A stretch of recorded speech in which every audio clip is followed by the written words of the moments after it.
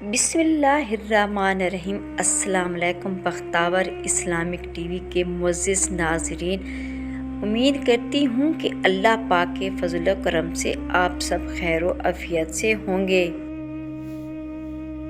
Video شروع کرنے سے پہلے میری چھوٹی سی آپ سے گزارش ہے کہ ایک بار درود پاک پڑھ کر نبی کریم صلی اللہ علیہ وآلہ وسلم کی خدمت میں پیش کریں۔ فجر کی نماز کے وقت کا حیران کن جو راز پوشیدہ ہے، جس کے آگے سائنس بھی ہار مان چکی ہے۔ کبھی آپ کے ذہن میں یہ سوال آیا کہ اللہ تعالیٰ نے ہمیں فجر کے وقت جاگنے کا حکم کیوں دیا ہے؟ اور میری بہنوں، کیا آپ یہ جانتے ہیں کہ اس وقت کے پیچھے کیا راز ہے؟ تو میری پیاری بہنوں، اللہ کے احکام کو بجا لانے اور ممنوعات سے استجاب برتنے کا نام بندگی اور عبادت ہے۔ اسلام کے نزدیک عبادت کا مفہوم نہایت ہی وسیع ہے۔ اسلام کا مطالبہ ہے کہ انسان کی پوری زندگی عبادت اور بندگی سے بسر ہو، اور اس طرح بسر ہو کہ اس کا ہر کم عبادت میں شمار ہو۔ اس کا وہ طریقہ یہی ہے کہ وہ اللہ تعالیٰ کے بتائے ہوئے طریقے سے زندگی گزارے اور ہر بات میں حکم الہی کو پیش نظر رکھے۔ اسلام اس بات کی تاکید کرتا ہے اور اسلام میں بڑی عبادت کے لیے انسان کو جن ذرائع سے تیار اور اس کی تربیت کرتا ہے، عرف عام میں انہیں عبادت کہا جاتا ہے، لیکن دراصل یہ درمیات عبادت ہیں۔ انہیں ارکان اسلام بھی اسی وجہ سے کہا جاتا ہے کہ اسلام کی عمارت انہی ستونوں پر قائم ہے۔ ارکان اسلام میں نماز سر فہرست ہے اور پہلے نمبر پر ہے۔ ان تمام عبادات میں نماز کو جو اہمیت اور فضیلت حاصل ہے، وہ کسی بھی صاحب ایمان اور اہل نظر سے پوشیدہ نہیں ہے۔ نماز کی اہمیت کا اندازہ اس بات سے لگائیں کہ قرآن پاک کے ہر پیغام میں صلاۃ یعنی لفظ حرف زری میں موجود ہے، اور ایمان کے بعد سب سے اہم رکن جس کا مطالبہ اہل اسلام سے لیا گیا ہے وہ نماز ہی ہے۔ نماز مسلمانوں کی دینی پہچان اور امتیازی نشان ہے۔ یہی وجہ ہے کہ قرآن و حدیث میں اس کی ادائیگی پر بہت زیادہ زور اور ترک پر وعید موجود ہے۔ نبی کریم صلی اللہ علیہ وسلم نماز کی دین میں وہی اہمیت ہے جو انسانی جسم میں سر کی ہے۔ مومن اور کافر کے درمیان امتیاز کرنے والی چیز نماز ہے، لہٰذا جس نے اسے چھوڑا اس نے کفر کیا۔ تو میری پیاری بہنوں، اس بات سے اندازہ لگایا جا سکتا ہے کہ اسلام میں نماز کی کیا اہمیت ہے۔ جو چیز جس قدر اہم اور ضروری ہوتی ہے، اس کی برابری اور اجر و ثواب بھی اسی قدر زیادہ ملتا ہے۔ چنانچہ نماز کا ثواب اس قدر ہے کہ انسان اس کا تصور بھی نہیں کر سکتا۔ لیکن 5 وقت نمازوں میں فجر کی نماز کی اہمیت فضیلت سب سے نمایاں ہے، اور اس کی ادائیگی پر اجر اور ثواب بھی باقی نمازوں سے زیادہ ہے۔ اس کی وجہ یہ ہے کہ فجر کے وقت دنیا نیند کی آغوش میں ہوتی ہے اور نرم بستر میں خواب خرگوش کے مزے لے رہی ہوتی ہے، اور لوگوں پر غفلت اور سستی کی چادر تنی ہوئی ہوتی ہے۔ ایسے میں نرم گرم آرام دہ بستر چھوڑ کر اللہ کی اطاعت و محبت میں بارگاہ الہی میں سجدہ ریز ہونا بڑا پرمشقت اور نفس کو زیر کرنے جیسا مشکل کام ہے۔ اللہ تعالیٰ کی یہ سنت ہے کہ بندے کو جس نیکی کرنے میں مشقت زیادہ ہو اور نفس شیطان سے لڑنا پڑے تو اللہ اس پر زیادہ اجر و ثواب عطا کرتا ہے، چاہے وہ نیکی کتنی ہی چھوٹی کیوں نہ ہو۔ کبھی آپ کے ذہن میں یہ سوال آیا کہ اللہ نے ہمیں فجر کے وقت جاگنے کا حکم کیوں دیا ہے؟ کیا فجر کے وقت صرف عنقریب پڑھنے کا وقت ہوتا ہے؟ کیا اس وقت کے پیچھے ایک راز پوشیدہ ہے؟ اور وہ راز کیا؟ اس راز کو جاننے کے لیے ضروری ہے کہ ہم پہلے نماز کے بارے میں جانیں، جو ہم پر دن میں 5 مرتبہ فرض کی گئی ہے، اور یہ 5 فرض نمازیں کس طرح ہوئیں، اس کے پیچھے ایک بھی شاندار وجہ جس کا مظاہرہ سفر معراج میں اس وقت ہوا جب نبی کریم صلی اللہ علیہ وسلم سے اللہ تعالیٰ سے ملاقات کے بعد کے انتہائی مختصر حصے میں 7ویں آسمان سے بھی آگے تشریف لے گئے۔ اس رات اللہ تعالیٰ نے خاص پس منظر میں اپنے حبیب نبی کریم صلی اللہ علیہ وآلہ وسلم کو آسمان پر بلایا اور اپنے خصوصی انعامات سے نوازا۔ اس مبارک سفر میں اللہ تعالیٰ نے اپنے قرب خاص سے نوازا، نبی کرم سے ملاقاتیں کروائیں، جنت اور جہنم کو مشاہدہ کروایا، اور نیکیوں کے اجر و ثواب اور بروں کے انجام اور عذاب کا نظارہ بھی کروایا۔ اور اس عظیم سفر میں سب سے بہت بہترین انعامات سے بھی نوازا گیا، جن میں ایک خاص انعام امت کے لیے نماز کا تحفہ بھی ہے، اور قیامت تک انسانوں کو اپنے معبود اور خالق سے قطر کرنے کا عظیم تحفہ اور عبادت یعنی نماز اسی سفر میں عطا کی گئی۔ معراج کی رات جب نبی کریم صلی اللہ علیہ وسلم کو اللہ تعالیٰ نے 50 نمازوں کا حکم دیا تو حضرت موسیٰ علیہ السلام کے کہنے پر اللہ تعالیٰ نے 50 نمازوں میں نرمی کی درخواست کی اور ایسا کئی بار ہوا، اور یہاں تک کہ اللہ تعالیٰ نے امت محمد صلی اللہ علیہ وسلم کے لیے دن میں 5 نمازوں کا حکم دیا، جس کے بعد بھی حضرت موسیٰ علیہ السلام نے نبی کریم صلی اللہ علیہ وسلم کو 5 نمازوں میں کمی کے لیے اللہ کے پاس ایک بار پھر جانے کا مشورہ دیا، لیکن تب آپ صلی اللہ علیہ وسلم نے فرمایا کہ میں نے اپنے رب سے کئی مرتبہ درخواست کر لی، یہاں تک کہ اب مجھے حیا آ گئی ہے اور اب میں راضی ہوں اور اس حکم کو ہر طرح سے تسلیم کرتا ہوں۔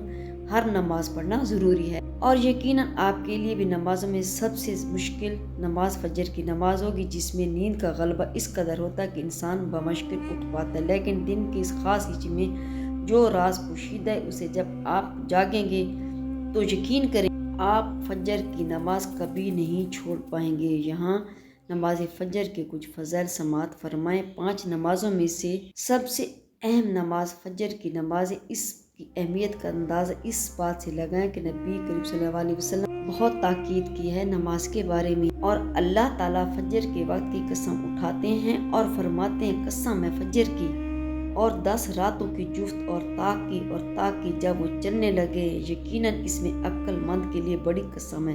حضرت عائشہ رضی اللہ تعالیٰ عنہ سے روایت ہے کہ نبی کریم صلی اللہ علیہ وآلہ وسلم ارشاد فرماتے کہ فجر کی 2 سنتیں دنیا مافیا سے بہتر ہیں۔ یاد رکھے کہ فجر کی باجماعت نماز ایک مسلمان کی صداقت اور اس کے ایمان پر رکھنے کا سکوٹی جتنا درجہ رکھتی ہے۔ حضرت عبداللہ بن عباس فرماتے ہیں کہ ہم اگر فجر اور عشاء کی نماز میں کسی آدمی کو نہ پاتے تو اس کے بارے میں اچھا گمان نہیں رکھتے تھے۔ فجر کی نماز جہنم سے حجاب ہے۔ جناب نبی کریم صلی اللہ علیہ وسلم نے فرمایا جو شخص سورج نکلنے سے پہلے اور سورج ڈوبنے سے پہلے کی نمازیں یعنی فجر اور عصر پڑھتا ہے وہ ہرگز جہنم کی آگ میں داخل نہیں ہوگا۔ فجر کی نماز جنت کی ضمانت ہے۔ نبی کریم صلی اللہ علیہ وسلم نے ارشاد فرمایا جو شخص 2 ٹھنڈی نمازیں یعنی فجر اور عصر پابندی سے پڑھتا ہے وہ جنت میں داخل ہوگا۔ فجر کی نماز نہ پڑھنے پر حضرت عبداللہ بن رضی اللہ عنہ سے روایت ہے کہ جناب نبی کریم صلی اللہ علیہ وسلم کے سامنے ایسی شخص کا تذکرہ کیا گیا جو صبح ہونے تک سوتا رہتا ہے یعنی فجر کی نمازیں ادا نہیں کرتا، تو نبی کریم صلی اللہ علیہ وسلم نے ارشاد فرمایا ایسے شخص کے کانوں میں شیطان پیشاب کرتا ہے۔ فجر کی نماز کے لیے کسی طرح اٹھیں۔ نمبر 1 رات کو جتنی جلدی ہو کوشش کریں کہ جلدی سو جائیں۔ نمبر 2 سوتے وقت فجر کی نماز باجماعت ادا کرنے کا پختہ ارادہ کریں اور ارادہ کرنے میں مخلص بھی ہوں۔ نمبر 3 ایسے اسباب اختیار کریں جن سے فجر کی نماز کے لیے اٹھنا آسان ہو، مثلا الارم والی گھڑی میں مناسب وقت پر الارم سیٹ کر کے اس کو مناسب جگہ پر رکھیں۔ اگر ان امر کی رعایت کر کے سوئیں گے تو انشاءاللہ فجر کی نماز باجماعت کے ساتھ ادا کرنا آپ کے لیے آسان ہوگا۔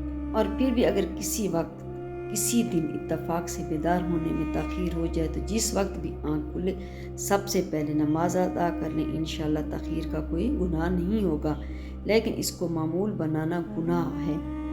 دنیا میں کئی لوگ ایسے بھی ہیں جنہیں بے خوابی کی شکایت ہوتی ہے جس میں وہ ساری رات سو نہیں پاتے اور پورا دن کام کاج کر کے جب رات کو سو نہیں پاتے تب کئی طرح کی ذہنی اور جسمانی بیماریاں جنم لیتی ہیں، اور اس بیماری کا شکار آج کے دور میں ہر دوسرا تیسرا شخص ہو رہا ہے، جس کی بڑی وجہ اللہ کے احکامات کو پیچھے چھوڑ کر دنیا کی رنگینیوں کے پیچھے بھاگنا ہے۔ ساری رات جاگنے کے بعد فجر کے قریب کچھ دیر نیند آ جاتی ہے، لیکن وہ نیند جسم کو پرسکون نہیں رکھتی، جس کی وجہ سے اکثر لوگ جاگتے اور ہر قسم کی دوائیوں کے استعمال کے باوجود جب سو نہیں پاتے تو اللہ سے یہ سوال ضرور کرتے ہوں گے اے اللہ مجھے نیند کیوں نہیں آتی، آخر کیا وجہ ہے؟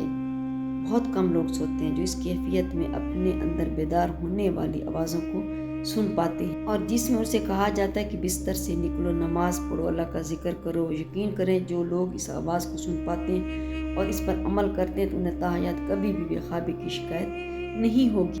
اس حوالے سے ایک صوفی نظم ہے جسے ایک امریکی مسلم نے ترجمہ جس کا ٹوٹل ہے دوبارہ مت سو جانا، صبح کی ٹھنڈی ہوائیں ایک راز لاتی ہیں تمہارے لیے، دوبارہ مت سونا، خود سے پوچھو تم کیا چاہتے ہو، دوبارہ مت سونا، لوگ دروازے کی چوکھٹ سے آ جا رہے ہیں جہاں دنیا ملتی ہے، وہ دروازہ گول اور کھلا ہے، دوبارہ مت سونا۔ اس نظم میں بیان کردہ دروازہ ہماری دنیا اور دوسری دنیا کا، جہاں سے فرشتے ہر صبح اور شام کو اترتے ہیں، جن کا ذکر اس حدیث پاک میں ملتا ہے، جس میں نبی کریم صلی اللہ علیہ وسلم نے ارشاد فرمایا کہ رات اور دن میں فرشتوں کی ٹولیاں بدلتی رہتی ہیں، اور فجر عصر کی نمازوں میں ٹولیوں پر آنے والے رخصت پانے والوں کا اجتماع ہوتا ہے، اور پھر تمہارے پاس رہنے والے فرشتے جب اوپر چڑھتے ہیں تو اللہ تعالیٰ پوچھتے ہیں، حالانکہ ان سے زیادہ اپنے بندوں کے متعلق جانتا ہے، کہ میرے بندوں کو تم نے کیس حال میں چھوڑا؟ تو وہ جواب دیتے ہیں کہ ہم نے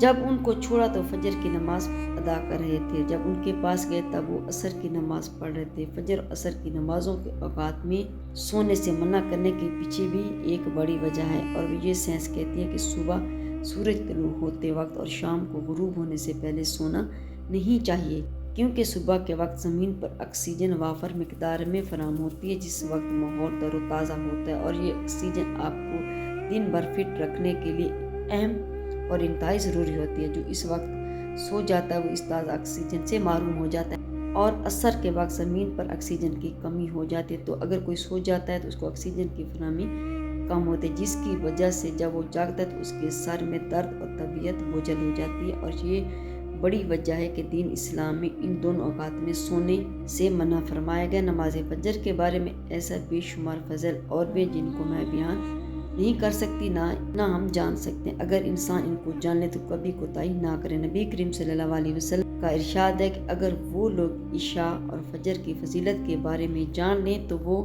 ضرور ہر نمازیوں میں حاضر ہوں گے، چاہے ان کو خود گھسیٹتے ہوئے لانا پڑے۔ اب آپ خود اندازہ لگا لیجئے کہ ایک طرف ان دونوں نمازوں کی کتنی فضیلت اور اہمیت ہے، اور دوسری طرف ان کی ادائیگی میں کتنی سستی اور لاپرواہی برتی جاتی ہے۔ ہماری دعا یہ کہ اللہ پاک ہم سب کو 5 وقت کے نماز کی توفیق عطا فرمائے۔ میری پیاری بہنوں، قبر میں سب سے پہلا نماز جو کیا جائے گا وہ بھی نماز کے بارے میں ہے۔ نماز گناہوں سے روکتی ہے، برے کاموں سے روکتی ہے، اسی لیے ہمیں چاہیے کہ نماز میں پابندی کیا کریں۔ میری پیاری بہنوں، میری کوشش تو یہی ہوتی ہے کہ اچھی سے اچھی ویڈیو لے کے آپ کی خدمت میں پیش کروں، تاکہ آپ کی معلومات میں اضافہ ہو اور اس سے فائدہ اٹھا سکیں۔ جزاک اللہ۔